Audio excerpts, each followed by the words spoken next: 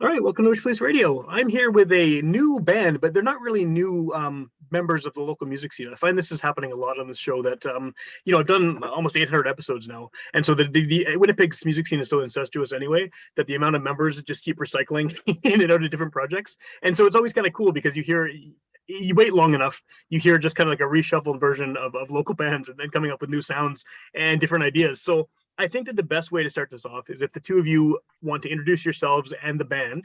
And I'm just going to start with Rod because you're kind of the known quantity on this show and that you've been on the show a couple times before talking about two other projects. So let's start off with you. Thanks, Sam. So yeah, I'm Rod Slaughter, and first time I met you, I think, was a number of years ago when Duotang had resurfaced, and we're doing some shows across the country, and we had a great meeting at our warehouse, I think it was. Yeah.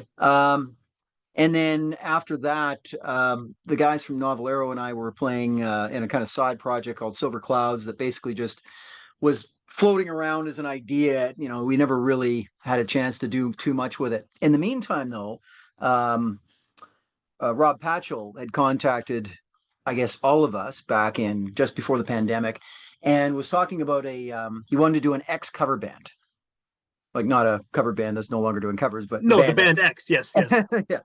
And he had asked Jill and obviously Jacques, who plays in the Wind-Ups. And for those who don't know Rob Patchell, which I think everybody does, he's Winnipeg's best guitar player, and he's in the Wind-Ups. He's in the Telepathic Butterflies. He was in the Rowdymen. He's kind of a mainstay on the scene, as is Jacques. So they said they've got this person, Jill, who's incredible. She's got a great voice. And would I like to be part of it playing bass? And I thought, yeah, like I knew Jacques really well, but I didn't know Jill and I didn't know Rob that well at the time. I knew of him. So we all got together and we did this X cover band thing.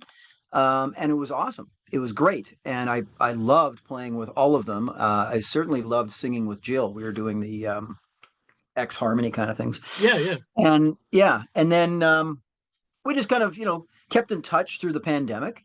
And then when things were all settling down, like right around a year ago or less, we kind of said, well, let's try some originals. That's what I like to do personally. And we started working on that. Jill came down right away and bang, it was just like she had perfect harmonies and ideas and everything clicked into place. And away we went. We've played a handful of shows since then and we're loving it. Cool. Sorry, Jill, I took up a lot of time on that. No, that's fine. That's great. I was just going to say that the X covers with Rob Patchell and me in particular was 11 years in the making. Wow. Yeah. Because like I used to go and see the Wind-Ups. I mean, when I was like 19, 20, and he always wanted to cover an X song with me, but it just never quite materialized. And we wanted to do more, eventually after like talking at shows about it. Like we talked about doing more than just one song, but couldn't think of who could be John Doe, like who can croon like that, who can play bass like that, and like the weird kind of dissonant harmonies and melodies that kind of intertwine between like a traditional singer and like a punk poet. So once we found Rod, it's like well, I think the X thing is really interesting because I saw that too when I was looking up, your Bandcamp and reading the little bio you have there too. And I don't think that your songs, your original songs, they don't really remind me of X at all. When I read that, I was like, oh, this is interesting because I can see how the two of you, that would make sense that you would be able to, well, not just the two of you, the whole group, but would be able to pull off those covers. But this is a very different sound than, and not that you're trying to sound like X, but I mean, coming from that origin, it's kind of interesting. Like, how would you define sort of the sound that the group has now? Jill, do you want to start with that? I know it sucks as a question. It's horrible. Yeah, I never feel like I'm very good at answering that, but I do feel like it definitely, like with Rob's guitar playing, like there's always an element of kind of like Americana, rockabilly, his like style of like chicken kind of lends to a Billy Zoom-esque vibe, but then, throwing all of the other influences into the mix, like I'm gonna let Rod take over. Yeah, so I think the main thing is we never really, when we started doing originals, we didn't want to sound like anything, but we recognized that, the way Jill and then when I joined her, the two of us sang was kind of like X. The fact that we liked, fairly high energy music, but X always had this darkness to a lot of their music. It wasn't like a lot of other what I consider typical American punk. It's kind of It was grimy, eh? darker. Yeah, yeah, and almost like a kind of a post-punk sound in some of the stuff that I particularly liked. But of course, Rob's guitar is the part that it is very like Jill said, more Americana based, like Billy Zoom. So in the end, no, I agree. We don't sound like X at all, but it was a natural starting point, I guess. Yeah. What has the I mean, I know it's again, it's a fairly new project, and although you said it's been an idea you've had kind of percolating for more than a decade, but what has the reaction been now? I mean, you've been out there, you've got this EP out that people can hear. People obviously know all of the individual members from different projects. Kind of what is the overall sentiment people have had towards this grouping? Nothing but positive, really. Nothing Yeah. but positive, right? Nothing positive. But it's yeah. Pretty, yeah. Sorry.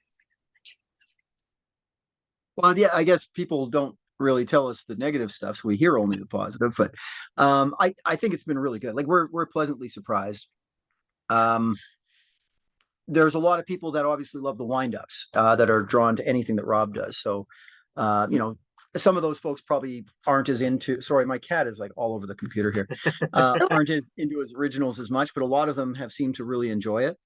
A lot of folks that I have known through bands. I mean, admittedly, the bands I've been in had a different sort of influence. So I think some of those friends really enjoy it as something different, but some recognize that this is pretty different for what, you know, I've typically done in the past. Yeah, for sure, But, for sure. yeah. But For yeah, me, no, it's been positive. I started out singing in bands, like fronting bands when I was a teenager, but then from 2017 onward, I was pretty much just behind the drums in the Sorels. So there were a lot of people that maybe hadn't seen me front a band the years before that. And then it was like, oh, the drummer that sings in the Sorels is fronting a band. So there's been a lot of pretty nice reactions about that too. Which is, yeah. Have either of you been in bands where there are two vocalists like this before? No. Mm-mm. You and Joanne sang a lot together, didn't you? Like Sorels? Actually, I don't know why I said no. I guess you're right. I kind of sang harmonies throughout all of her leads and sang some leads on some of those songs too. I did do a lot of singing in that band while I was drumming, but I've never had like a co-front person where I wasn't tethered to another instrument. So kind of, it's a different kind of singing that you can do when you're not running a marathon, hitting things. What is the dynamic like between the two of you? I mean, I guess it's got to be it's a little different. You know, obviously you've been in a lot of bands, both of you, and playing with other people playing instruments is one thing, but then getting up there and like you said, there's two people, sort of co-front people in a band. Did that take a bit of getting used to, or was it something that clicked immediately? It was perfect for me because I love taking the heat off of myself. I'm like, yes, I get to just like sing and not have to be the person that's like, let me tell a joke now. Whoa, everyone's tuning guitars. No. So that's been great. For me, it was seamless. Like as soon as and to answer your question before, like I've been in band. Novelero was a very vocal band. A lot of people singing all the time. Very different kind of thing. But you know, with Jill, it was almost instant that we just started singing together, and it just clicks. You know, it just for the most part, like way more than I've ever felt in the past. She just has a natural ability to know where to place herself, and it's effortless, and it's great. I love that about it. It's a joy. That's what you want, right? Obviously, that's the ultimate goal of singing together, is you want it to fit that seamlessly and work that well together. The one thing I find really surprising about this band is that relatively we don't practice much. Like we'll come up with covers or maybe an original or something, and it's pretty much like bang, bang, bang, bang. Then we play it live. And so that's speaking to people like Jacques and Rob and Jill and, you know, hopefully myself, to just be able to know what to do. And there's not a lot of thinking, you know, it's almost like everybody just finds their place almost instantly. Is that just from like muscle memory, kind of just you played in bands for so long that you are able to connect that easily and with a bunch of other people who are also have that breadth of experience? Or are these songs, there's something about them that lends itself to that? Oh, I think it's muscle memory. It's because, yeah, like Rob and Jacques, they're very good musicians. And it goes beyond just knowing how to play. Like, I find one of the most interesting things about playing with people who are really good is that they know not just what notes to play, but how to play, if you know what I mean, like where dynamics should be. And, you know, on guitar, if you should be just kind of doing shot chords, or if there should be a line. These are things that often take a lot of practices, a lot of thinking, a lot of, till you find the right thing. But it's relatively effortless in this project. That's cool. It's a Yeah. good thing And to that have. means it's not as predetermined. It's not like, you know, you have a song, you come in and say this, everything's going to be just like this, which has happened in the past many times. It's kind of like, here's a skeleton. Let's see what happens after 3 run-throughs, and it just comes together in ways that maybe you didn't expect. Is that how the writing goes in this band too? Someone brings in a skeleton of the song, and everyone else just sort of fills it in. Yeah, pretty much. Yeah, it's usually just rough skeletons, and then away we go. Is that different from how either of you have worked in other bands? Like, have you had other bands where it's more kind of dictated to people, I guess, more sort of, this is what you play, this is how you play it, rather than just sort of, you know, like you said, sort of organically just getting it and knowing what to play and how to play it? I've experienced both ends of that spectrum in bands before, and it all works, you know, for different people. Cool answer, Jill. I wouldn't say one is better than the other. Sometimes you need, you know, a direction, because otherwise people are just kind of going off like hats. Yeah. And I don't think I've ever been in a band where everything's been dictated necessarily. Maybe when I was younger, when you think you know everything and you really don't. But for the most part, it's always been relatively democratic. But I do think there was more time spent in everybody working through different ideas until you stumble upon the sound that you're hoping for. And that's, as I say, what's different about this, because it's just kind of like, boom, oh, that's neat. Yeah, that's really cool. How does this work with everyone's other projects? Because I mean, you're all doing other things, and this is now, I'm assuming, you know, more of a focus because you have music that's been released, because you're playing shows. But is there sort of an idea of where this project lands on your various, you know, calendars, responsibilities, and schedules and things? This is my number one baby. That's all I'm doing right now. Okay. That, and I just opened a hair salon last week, so so that's all I got time for right now. What about everyone else? And basically, well, like Rob is always up to something. It's funny because you think he's not up to something, and all of a sudden there's like 4 wind-up shows, and he's playing in some funk band, and there's something else going on, and so he's always up to something. And Jacques actually too, he's pretty busy, eh, Jill? Like, he's playing with Adrena Tourette. Yeah, and that's quite a bit. Like, they're playing quite often. Mm-hmm. Yeah, well, her CD just came out like not long ago either, right? So I'm sure that's being promoted pretty heavily too. Mm-hmm. Yeah, I think they're playing the West End coming up, and it's a big show. And both those guys are in the Telepathic Butterflies, who have an album coming out as well. So certainly they have a lot more on their plate than Jill and I. I'm doing a show with Novelero in the summer. It's a reunion thing. That's about it. Is that the Block Party thing? Yes. Yeah. I saw that. It's funny because, like, you know, my day job is in journalism, and I got the press release about that show, and I was looking at the thing, and it seemed like they buried the lead. Like, it seemed like the important part was that Novelero was playing. You guys were like in the small print on the poster, you know. But that's very cool. Yeah. Yeah, I mean, we haven't played in a long time, so it'll be kind of interesting to play. But we knew Stars when we used to play, and so I was excited about seeing them again. And then I saw the poster, and the Strumbellas are, you know, huge on the poster. And I said to one of the guys, "Who are the Strumbellas? Like, I don't even know that band." And they said they're huge. Like, and I had no idea. I'm so out of touch with some stuff. Yeah. But yeah, so I mean, other projects aside, what is sort of the plan with this band going forward now? I mean, you have music out, you've been playing shows. Is there going to be a lot more of that? Are you working on new songs? What's sort of the goal at the moment? Yeah, we have some new songs that we just started to play live. So I think more recording is in the near future, right, Rod?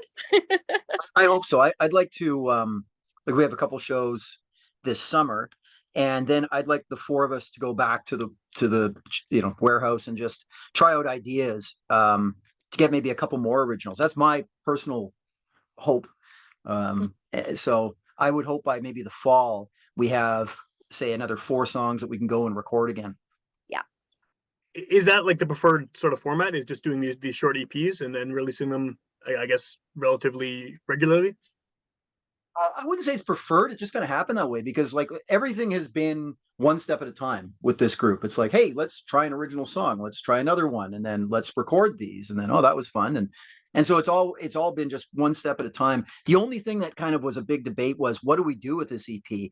Do we put it on vinyl? I was really excited about that, but the wait time and frankly the cost for a band that doesn't even have a press photo or anything, it's just kind of not smart at this time. But hopefully soon. Yes. Cool. Well, as someone who listens exclusively to physical music because I'm old and set in my ways, I appreciate that the fact that you're thinking of putting out something physical because it's cool. So at this point, again, you're a fairly new band. If people are hearing about you for the first time on the show, what's the best way they can find out more information? Where can they hear your music? Where can they find out about upcoming shows and things like that? We do have an Instagram. Yeah, Jill, you go ahead because you set that up. Yeah, we have an Instagram account. It's just Bloc Parents, one word, BLOC, because it's more bleak without the K. And other than that, I think really like I know we have a band camp, and the EP, is it next week? It's coming to Spotify, I believe. It'll be uploaded to Spotify. But other than that, it's kind of just our own, like Rob Patchell definitely does a lot more of the internet hustling on his personal pages, which I know is kind of I'm like, thanks, Rob. But I'm not sure if we're going to be more available on other kinds of sites. I personally can't. I don't know how to maintain more than a few. But it'll be, Bandcamp is obviously the place right now to get it because, at least you sort of get paid if someone buys it on there. And and then it'll be on the streaming services, hopefully by the time people hear this, I guess. And Yeah, I haven't.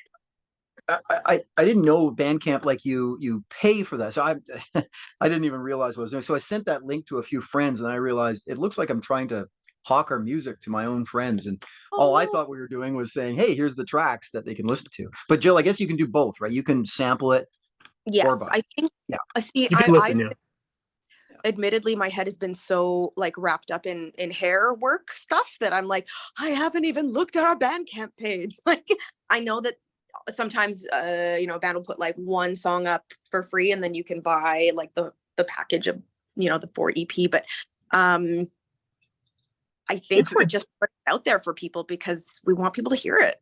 I was on there today, and all the songs are there, and you could buy it or just listen to it. Yeah, for sure. Okay. Cool. Good. Great promotion, Jill. And then what do you have coming up as far as shows? Do you have any that have been announced yet, or are they all sort of wait and see? Jill? Whoever wants to. So we're playing this Saturday coming up at Blue Note Park, and it's a pretty crazy show actually. It's Ultra Mega, who are a great band, and Mahogany Frog. Yeah. And so I think we're in the middle of that, which is pretty crazy, but that should be a really fun show. That's one thing I've loved about this. I haven't really been out playing as much except with these guys in quite a while, and my God, in the last like couple shows, I saw bands that were super good, like Holy Void. Oh my God, we played with them at Times Change, and I think they're possibly one of my favorite local bands now. And I'd seen them before, but they just seem to elevate. It's fantastic. And last week, just a few days ago, we played at the Goodwill with Wonder, and they were really, really good too. Really talented guys. Those harmonies. Yeah, crazy harmonies. It's just wow. Awesome.